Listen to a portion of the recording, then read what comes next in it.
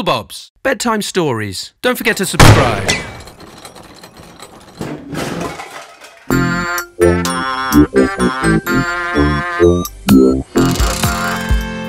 This is a story all about Boris. And yes, he's a book. You can ask Boris about anything, said Freddie. He can tell you why custard is yellow, or why frogs are green, and why milk shakes. Boris also knew the name of everything, the size of everything, where it was from, where it was going to, and how to say it in Latin. And he knew the best jokes. What do you get if you cross a kangaroo with an octopus, a sheep, and a zebra? The answer is a striped woolly jumper with 8 sleeves. Oh, his jokes drive me up the wall, said Benny, just as an envelope landed on the mat. Hello, Bill, he laughed. It was addressed to Boris, and inside it had a question from his brother Bart, who lived in Ontario. The question was, how long is a piece of string? Thought Boris. I can't say I know the answer to that one. Benny had no idea either, but he thought Elsie might know. He found Elsie swinging in the apple tree.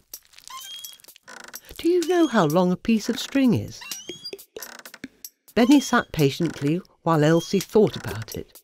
But then suddenly the air was filled with a terrible noise as a big black shadow swept over them. Caw, caw. With its sharp talons and horrid black beak, Crow had spotted Benny from high up in the treetops. Oh, caw! A lovely fat worm for my hungry chicks. Help! Help! Cried Benny as he was plucked from the ground and carried higher and higher. Fedora, holding a big red balloon, was on her way to a party when she heard the commotion. Oh, poor Benny, she gasped. He's about to become lunch. Crow deposited Benny in front of 3 hungry chicks, then flew off to find some more juicy worms. The greedy chicks with their yellow beady eyes looked at Benny angrily. He's mine, he's mine, he's mine, squabbled the chicks, giving Benny just enough time to clamber out of the nest and onto a rather thin branch which sagged under his weight. Talk about being out on a limb, he thought. Benny looked down and wobbled. Then he looked back at the 3 wide-open beaks. Oh, I'm between a rock and a hard place, he wailed miserably. Fedora, Elsie and Boris looked up. Oh, if only I could fly, said Fedora wistfully. If only my trunk was longer, said Elsie. And if only I'd known the answer, said Boris. But then he had an idea. He took hold of Fedora's big red balloon. Grab hold of this string when I let it go, he called up to Benny. Got it! Shouted Benny, grasping it with both hands, and began to gently float down to the ground. But then... Caw, caw! Crow came back carrying another fat worm, and was so surprised to see Benny floating away, she dropped it. Lucky Fat Worm. Lucky Fat Worm reached out and grabbed Benny in passing, but Crow had no intention of either of them escaping.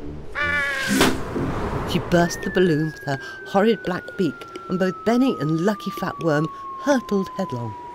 Seconds before they hit the ground, Elsie's long grey trunk reached out and sucked them up. Are you all right in there? Asked Fedora, peering down Elsie's trunk.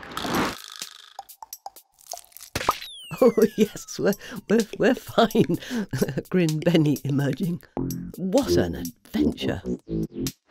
Boris was so pleased to have his friend back, and a new friend besides, and so pleased too that he was able to answer his brother's question. A piece of string is long enough to save 2 worms, he said happily. I shall let my brother Bart in Ontario know that.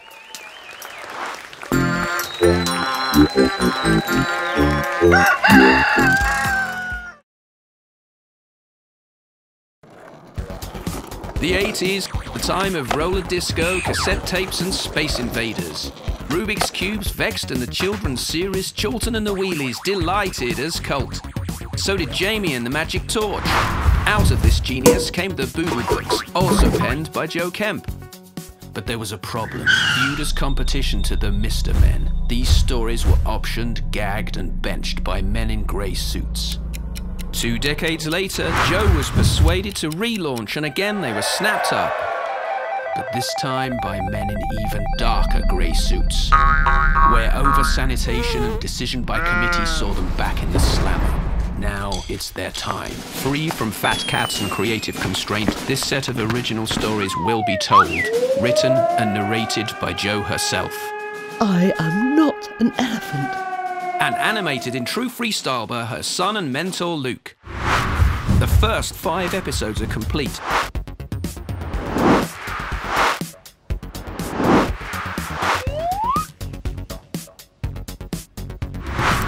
With 21 still to go. And you can help us make the next batch of 5 by liking, sharing and subscribing to our channel.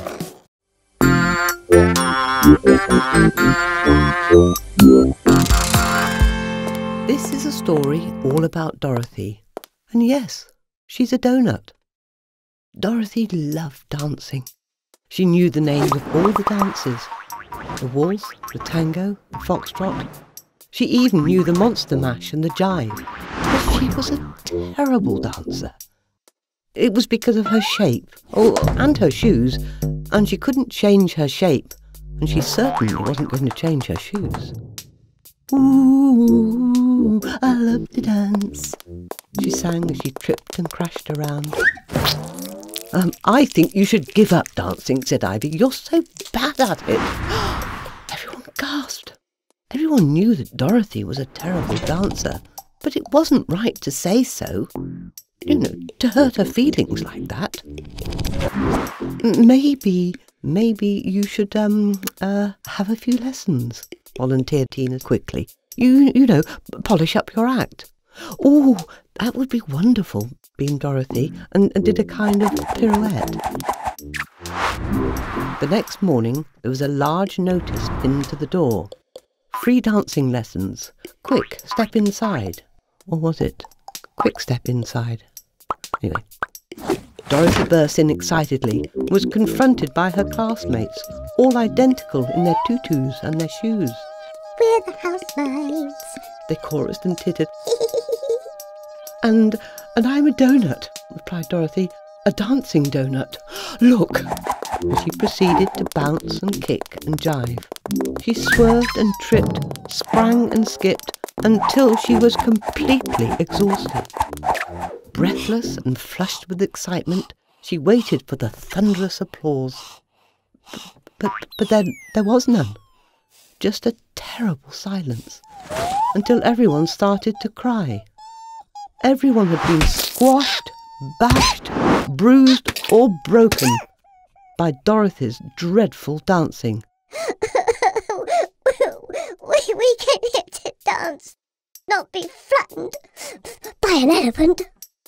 I am not an elephant, said Dorothy indignantly. I'm a dancer. I'm a dancing donut. a clumsy dancing donut, piped up a squeaky housemate. Now that was a horrid, unkind thing to say. Poor Dorothy was so upset. So with a heavy, very heavy heart, she turned and looked at her reflection in Tina's teapot.